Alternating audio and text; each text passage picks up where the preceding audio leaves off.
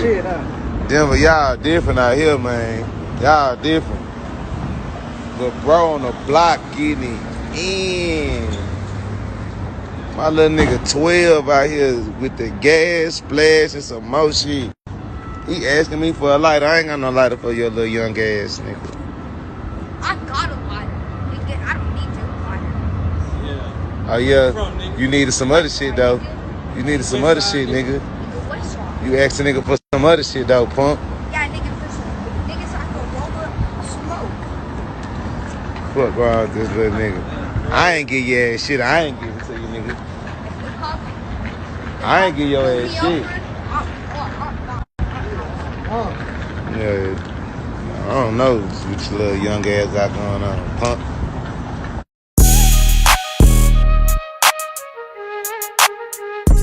Elias Armstrong, the 6th grader, was in the driver's seat. Tonight, his father speaks with investigative reporter Jeremy Hohola. And we're also hearing new audio in a case that remains open. 1230 Decatur Street, party shop. In our ears now. Where's this ambulance at? How does a 12-year-old who should be doing 12-year-old things like video games and homework end up with a gunshot wound while in the driver's seat of a stolen car? Juvenile is now being transported by EMS. Doctors pronounced Elias Armstrong dead at the hospital. This is all I have of my son. What do you say to people who are unsympathetic to your son's case, who say, well, he was in a stolen car, this is what happened? When you're 12 years old, you make wrong decisions. And at that age, being in a stolen car is actually one wrong decision that you can make at 12 years old. Thomas Armstrong believes his son should have never been killed over a stolen car. I would like Elias to be able to get some real justice out of this case. His life is not coming back. Flashback to February 5th. A man at the Northfield Shopping Center steps outside and notices his black Audi is gone. 8390 East Northfield said that his vehicle was stolen from the lot. He just keeps calling back, giving updated locations. The car owner, a 35-year-old man, tells police he had weapons and was going to intercept the car thieves if police didn't retrieve his car he was tracking on an app. Dispatch audio echoes what's described in court documents. You seen anyone pull a gun on the suspect? Audio also affirms what police told the man. Stay put. They're advising the RV to stay at Northfield. About an hour and a half later, video captures the deadly encounter between the man and Elias Armstrong. A car pulls up, the man dashes out. Party firing a gun. Smoke from gunfire. He got out of the car, he's firing, and it looks like both parties are now firing at each other. The man claims he did not shoot first. He has no business being able to cross the line and act like an officer and be able to track his car down and with a firearm. The autopsy report says a bullet entered Elias's arm and chest. He weighed 74 pounds. Notify homicide, same number? Yes. We are not naming the car owner. The district attorney has said he will not be charged because a conviction is unlikely. Every day I wake up, I feel like it's a nightmare. I'm missing and I'm so sorry, and how much I'm going to fight to try to get him the justice that he deserves. To me, this case is super interesting because just looking at it on face value, right? Like it's open and shut to most people, but you know, being that little bro was so active, right? He's 12 years old with a G-Ride. He got 2 people in the back,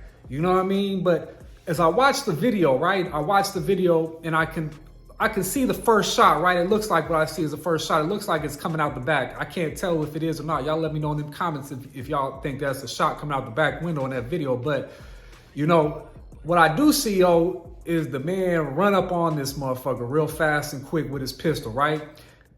The real question is, did he know that was a kid? Did he know that was a kid? Because you see the kid jump in the car as soon as the car pulls up and get ready to smash out, right? Now they say there's two other kids in the back seat, right? So what I get from this right here is that old boy didn't want to wait on the police to get his car. He done tracked it. He got an air tag on that shit. And here's this little young 12-year-old kid that's active out here, right? You active, you know how to drive a car, you know how to steal a car, you smoking weed, probably gang banging. I don't know if he is or not. I'm just hypothetically, because I know little young bad motherfuckers like that. You know what I mean? I used to be a young bad motherfucker like that to the degree. I don't think we was getting G-rides until I was like 14, 15. So he got off the porch earlier than me, but I know that little active lifestyle, you know what I mean? I know that little type of shit right there. But, you know, for him to be 12 and being in situations that is grown, a grown man took it into his own hands, and I don't fault that man right there for not waiting on the police, right? Your car has been stolen, this is your property, and you want your shit back, right? Me personally, I'm gonna track my shit down too. But being a felon, I can't legally have a gun, so I can't, you know what I mean? I can't take that law into my own hands to that degree. Like, I'd have to go about it other means to get that shit back, but I would definitely track that motherfucker and play surveillance on their motherfucking ass, you damn right. But this man legally can have a firearm. He's legally within his limits and responsibilities. And, you know, we know the Denver police. We know these motherfuckers ain't like, they're not, stolen car is not high priority with all the shit that's going on in the city, right? So, of course, that's what they've pushed the city to do, is take your control, law into your own hands nowadays, right? That's pretty much what they tell you almost. You know, if you want to be safe in the city, you need to be able to carry concealed, you know, if you want to feel comfortable, because police can't get there on time. It's just like LA, right? You know, they say, you know, LA had a whole motherfucking, issued a whole warning to tourists and stuff that LA is not safe. They can't protect you. You know, the crime is just motherfucking too much for their small force to handle. But in Denver, it's the same shit, right? There's so much shit going on. The police is defunded. So the man takes it in his own hands and he runs up on this car, and he happens to end up have a shootout. There was definitely a bullet fire, right, is what they say, right? Whether he fired first or not, that's up for debate. But it looks like the people in the back shot first, and I mean, shit, they see a motherfucker running up on their car. They know they in a stolen G-ride, right? So, of course, they get off, but ultimately, the young 12-year-old behind the wheel, he's the one that loses his life behind it, and the man is never charged. He don't never get charged for it. So, you know, here's where a lot of people start getting upset. They're like, he took a life, he should be charged, right? But is the man justified if they shot first? I would say, yeah. If they didn't shoot first, yeah, he definitely, you know what I mean? There's probably a penalty you're gonna have to pay for that one. But, you know, being that it's 12 years old, that this young kid, right? That's what makes it so tragic, that he was just out there thugging like that, and this is how he ended it. But, you know, you gotta remember, if you stealing cars, stealing rims, like, that's the biggest thing. You even breaking into cars, stealing radios and all that shit. You may think that shit petty, but like, let a motherfucker catch you on that property. They gonna blow your brains out while you in that car. So, you know, you gotta, you know, all that shit come with the territory, and it's very motherfucking unfortunate. But, you know, I kind of wonder about the parents and the family of the 12-year-old, right? Like, how did you let your son get so bad and be able to, you know what I mean? But then I have to ask myself that same question too, because like I said, I was him at one point too. So, you know, knowing that my parents, they just wanted me to come home. You feel me? My mom was one that raised me, and she just wanted to see me come home. You know what I mean? Like, I was gonna be bad as fuck. I was gonna leave the house. I was gonna sneak. I wouldn't come home. I wouldn't do none of that shit because I didn't want to. But, you know, it's funny, I did another video today, right? And what we was talking about in that video was the parenting between black and white parents. You know, black parents got more discipline than white parents. And I can see from my mother being a white mother that discipline, you know, wasn't, you know, like at least forceful discipline. Like, believe me, she would try to discipline me in senses of taking away shit, but like that hand, that you know, that ass whooping, like that's the type of shit I probably should have had way more of. And I feel like the 12-year-old too, like, I feel like the disciplinary measures to keep that 12-year-old out of them streets, you know, a piece of this. And I hate to say it like this because I feel for the family, but like there's a lot that contributes to this young 12-year-old's death, in my humblest of opinions. But y'all let me know down there in the comments, right?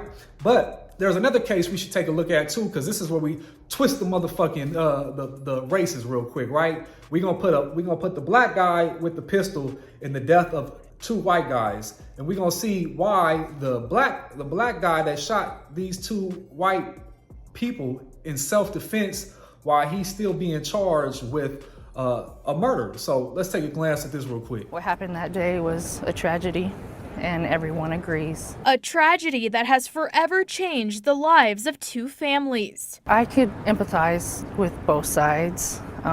when I just put myself in everyone's shoes. 25-year-old Stephan Long is accused of shooting and killing 22-year-old Damon Lucas and his brother, 21-year-old Blake Lucas. It all happened in an apparent road rage incident on I-25 on June 13th. I think it's important for people to pay attention to what's happening,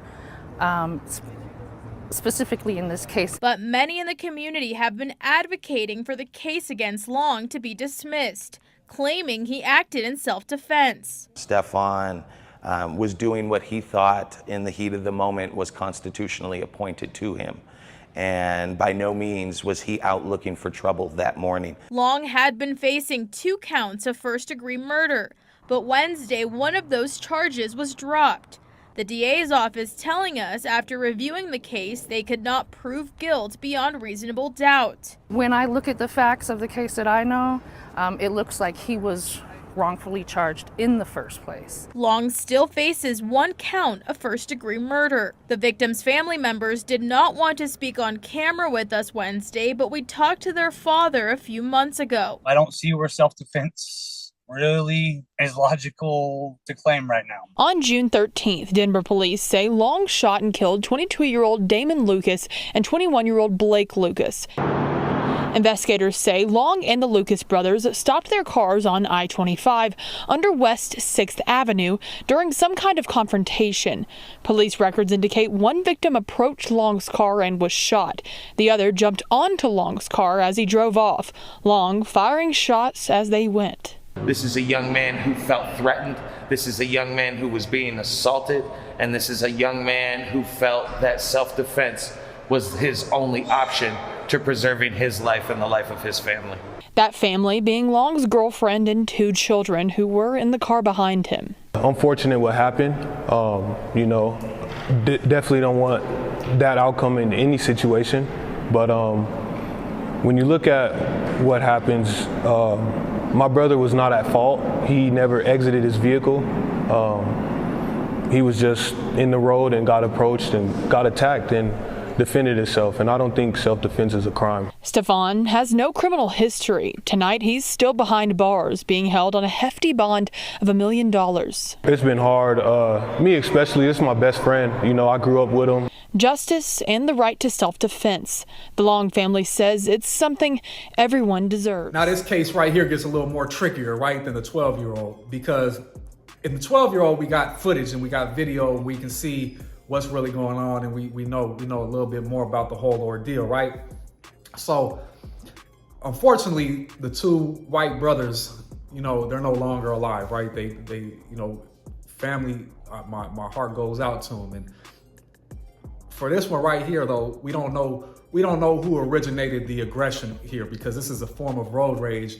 And listening to Stephan Long, who is the one that's been charged with the murders, that he was in traffic and a car pulled up to him out of nowhere, yelling and flipping him off, and pulled in front of him and cut him off. And then he tried to ultimately get into an exit lane and couldn't get off, and he had to pull over. And when he pulled over, the 2 white brothers, they pulled up in front of him and they get out of the car. One brother gets out the car and he stays in his car. According to Mr. Long, that one of the brothers walked up to his window and started assaulting him, grabbing him and punching him, and that's when he shot him. Boom, boom, boom. He shoots the one brother. He falls to the ground and dies. And then the other brother gets out the car and runs up and grabs onto his window as he's trying to take off, and he shoots the other brother. Bam, bam, bam, bam. They both die right there. Mr. Long, who's legally has no criminal history, no record, no nothing, he can legally possess a firearm, and being that it's his vehicle, it's an extension of his house, he can have that with him, and he felt threatened, and therefore he killed both of them, and he drove off all the way to his aunt's house, where he never called the police, but he ultimately was arrested there because there was an undercover cop that witnessed this shooting take place, and he followed Mr. Long all the way to his house, and that's where they arrested him.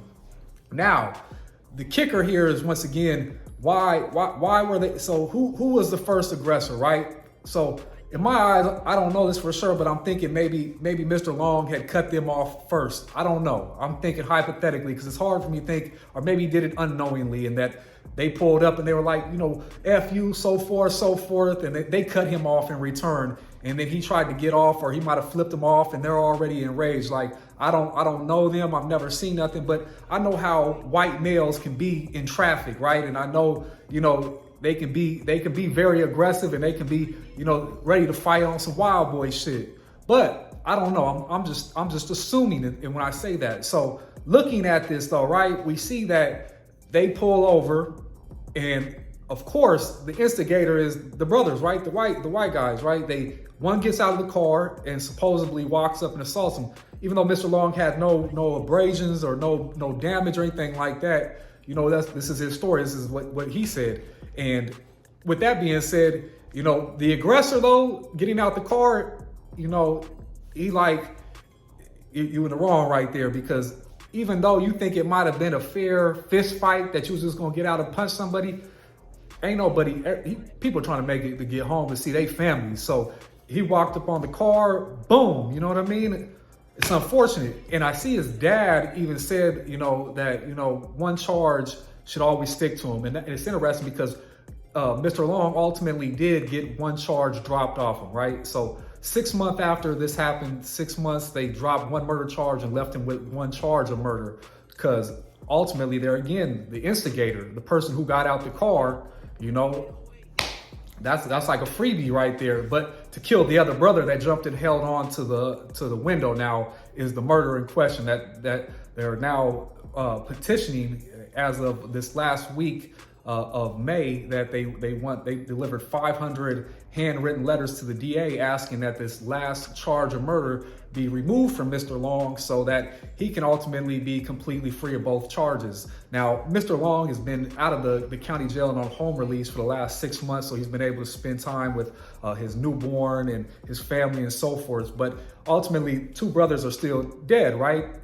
Both of them are dead. And the question is, had this been the roles reversed, had this been a white guy that did this and killed two black men, would this be such an issue about it? Would the white guy even be prosecuted like this, or would he been cleared immediately? Personally, I think if he was white, I think they would have cleared him immediately, and there wouldn't even be this big issue about it. But being that he is black, we are assured that ultimately it's gonna be, he deliberately did this and so forth.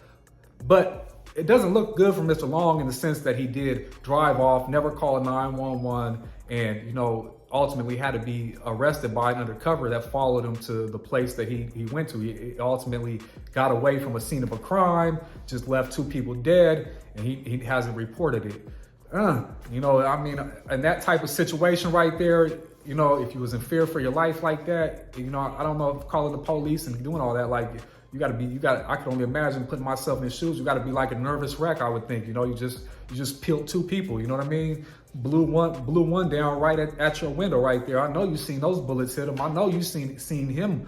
He ain't get back up, you know what I mean? So the second one is up for question though, right? He came up there, grabbed the window, and he let out, he shot a gang of times, so he emptied a whole clip on these cats. So, y'all tell me though, what are y'all thoughts on this case right there? Do you think that if the roles were reversed race-wise, do you think this would be differently? I'm just curious what y'all think, and this is a safe platform for us to have a healthy discussion about this, because, I don't have a dog in this fight to that degree. I'm just gonna go off of what logically and ethically, in my opinion, is right. I know if somebody runs up on my window like that and we doing something like that, you're gonna get blown down too. I'm gonna knock you down. But I want to get out here and fight you and think you're gonna give me a fair one? Fuck no. You might knock me down. You might hit me with some shit. Fuck no. And the cold kicker is all this shit is over some bullshit though, right? All this shit is over some fucking road rage. A motherfucker getting mad about getting cut off. Don't even know these motherfuckers, right? You don't even know these motherfuckers. You could have, they a blip in your radar for one bit of time real quick, and then you back to regular motion once you get to your destination, you feel me? But that anger will consume a motherfucker so bad though. That anger will eat a motherfucker up, and that's the kicker, is that, basically, when we have anger that we can't control and we make those split second decisions with raw emotion, You know, it's a cold game because these one decisions change life as we know it forever. And in these cases right here, you know, there's a whole bunch of people affected. 2 brothers dead, all their families affected, all their friends affected. The young brother right here that ultimately has to face and fight these murder charges, has a newborn and family, and everybody's affected.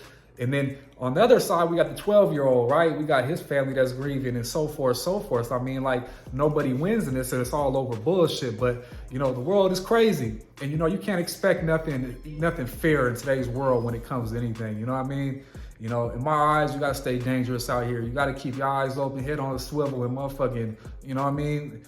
To make it home, to leave your house and make it home is a huge blessing in this crazy ass world. But y'all let me know what y'all think down there in them comments and shit. To the next one, I'm gone.